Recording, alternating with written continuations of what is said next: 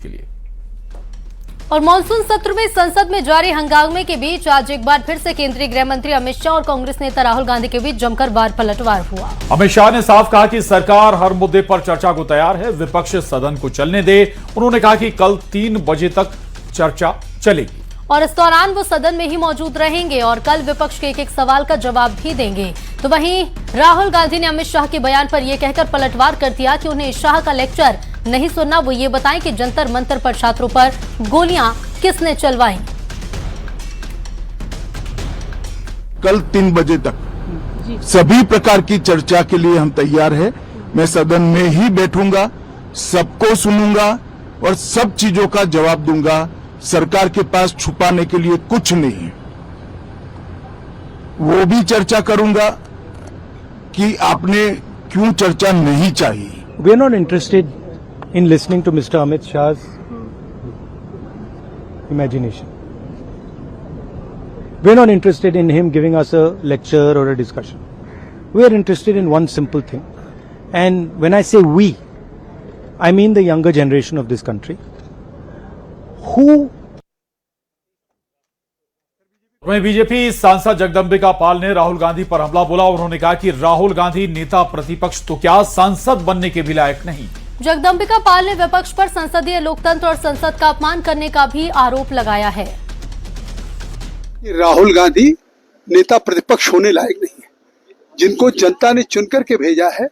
और आज अगर वो विपक्ष के नेता हैं, देश के गृह मंत्री जिसके बारे में मांग कर रहे थे कि वो सदन में आए और जवाब दें, उन्होंने कहा मैं सदन में जवाब देने के लिए विस्तार से तैयार हूं, पूरी चर्चा करने के लिए तैयार हूं हर बिंदुओं पे।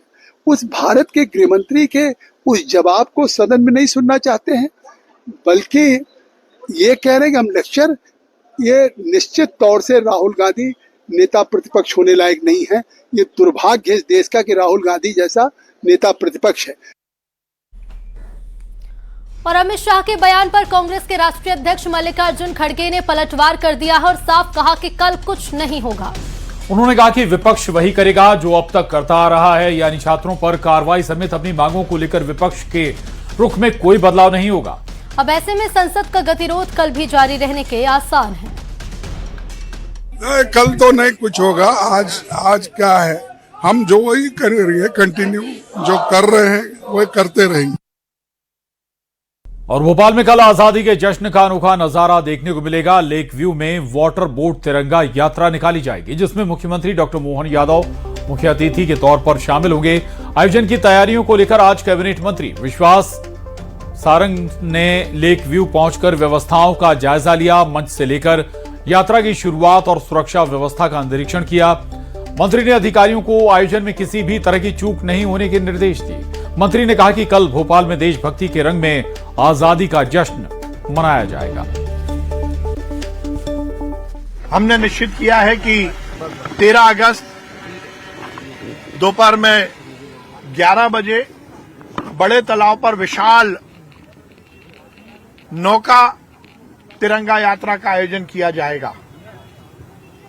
माननीय मुख्यमंत्री डॉक्टर मोहन यादव जी इस नौका तिरंगा यात्रा में मुख्य अतिथि के रूप में उपस्थित होंगे।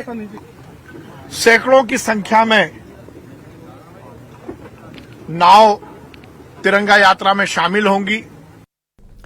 और आज से बस्तर में तिरंगा यात्रा की शुरुआत हो चुकी है। डिप्टी सीएम विजय शर्मा के साथ वन मंत्री केदार कश्यप इस यात्रा के शुभारंभ में शामिल हुए। 3 दिन तक चलने वाली इस यात्रा की शुरुआत नारायणपुर से हुई है, जो दंतेवाड़ा, सुकमा और बीजापुर समेत संभाग के 90 गांवों से होकर गुजरेगी। तिरंगा यात्रा में नक्सल मुक्त इलाकों से बाइक रैली निकाली जाएगी। तस्वीरों में आप देख पा रहे हैं, बदलते बस्तर में तिरंगे के साथ हर उम्र के लोग नजर आ रहे हैं।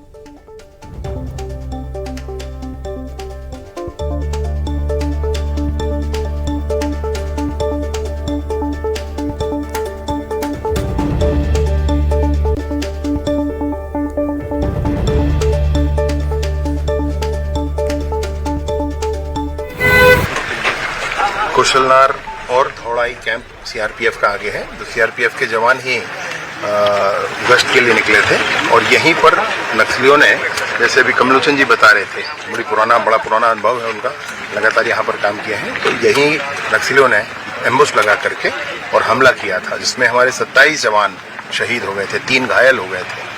45 लोगों की टीम कुल मिलाकर हुआ करती थी।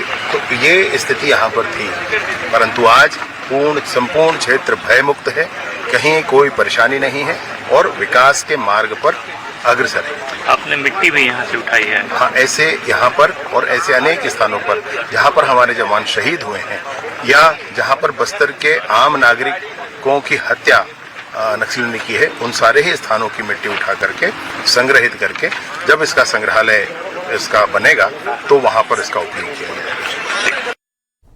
तो बस्तर में इस बार तिरंगा यात्रा बेहद खास है, क्योंकि पहली बार ऐसा होगा जब 90 ऐसे गांव में तिरंगा फहराया जाएगा जहां पहले कभी भी ध्वजारोहण हुआ ही नहीं। बस्तर में बीजेपी की खास तिरंगा ये यात्रा है। 14 अगस्त तक घर घर बीजेपी पहुंचने वाली है। बस्तर के सभी गांव में यहां पर तिरंगा फहराया जाएगा। बीजापुर के 33 गांव और सुकमा के 9 गांव इसमें शामिल हैं। नारायणपुर के 9 गांव में पहली बार जो है ध्वजारोहण होगा। दंतेवाड़ा, सुकमा और बीजापुर तक ये यात्रा पहुंचेगी और खास तस्वीर सामने निकल करके आएगी, क्योंकि इतने सालों में कभी भी ऐसी तस्वीर हमने बस्तर की नहीं देखी। तो बदलते बस्तर की ये तस्वीर है जो लगातार सामने आ रही है। यात्रा की शुरुआत हो चुकी है और तिरंगा यात्रा, घर घर यात्रा ये हो रही है और बीजेपी हर घर तक पहुंचने की कोशिश में है। आगे बढ़ते और अब बात कर लेते हैं हरेली त्योहार की। इसकी धूम लगातार जारी है और सीएम निवास में अलग तरह से मनाया जा रहा है हरेली त्योहार। छत्तीसगढ़ की पारंपरिक संस्कृति की झलक भी यहां पर नजर आ रही है। पारंपरिक गीत पर यहां पर कलाकार झूमे हैं। जगह जगह पर छत्तीसगढ़ी व्यंजनों के स्टॉल भी लगाए गए हैं। हरेली उत्सव के बीच लोगों में खासा उत्साह भी देखा जा रहा है। ये तस्वीरें अलग अलग आपको दिखा रहे हैं हरेली त्योहार की। ये देखिए, सीएम हाउस में उत्सव मनाया गया, हल्की पूजा हुई, गाय को चारा खिलाया गया, तो वहीं सीएम ने ट्रैक्टर भी चलाया। जनता से मिले सीएम, बधाई दे और वहीं सीएम का सम्मान भी इसी बीच हुआ है। हरेली त्योहार की ये 6 तस्वीरें।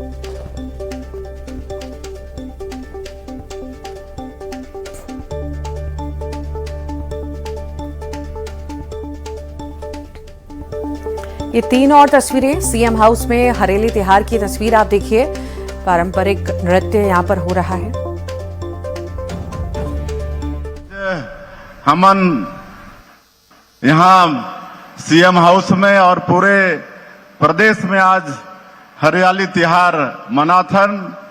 हमन भगवान शिव के पूजा अर्चना करे हन, गौ माता के पूजा अर्चना करे हन और हमार किसान मन के उपयोग में जो भी यंत्र उपयोग में आते, नांगर, कुदाली, फावड़ा, सब कुछ के हमन आज और मध्य प्रदेश कांग्रेस में बड़े संगठनात्मक फेरबदल की तैयारी की चर्चा तेज हो गई। प्रदेश कांग्रेस कमेटी की मौजूदा कार्यकारिणी को भंग कर नए सिरे से गठन पर मंथन चल रहा है।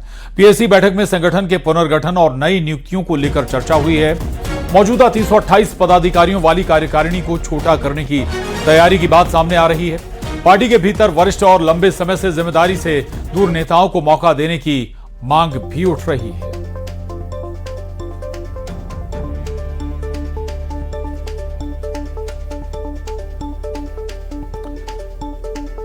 लोग छूट गए हैं या वर्कर हैं, उनको कैसे एडजस्ट किए, इसके लिए एक नीति बनाई जाए। किसी का सुझाव आया कि भाई कमेटी 3-4 लोगों की बनाई है जिलावार, तो उसमें से नाम दिए जाएं। कई वरिष्ठ लोगों ने कहा कि कमेटी की संख्या क्या होगी, अगर संख्या है तो उस हिसाब से हम नाम दें। राहुल गांधी यदि झारखंड चले जाए, रांची, तो ज्यादा ठीक होगा। रांची तो वो गए नहीं। युवाओं पर लठ चल रहे हैं, युवाओं की पिटाई हो रही है, युवाओं की स्थिति बद से बदतर हो रही है। राहुल गांधी और कांग्रेस के नेताओं को वो नहीं दिख रहा। अब देखिए तो कांग्रेस का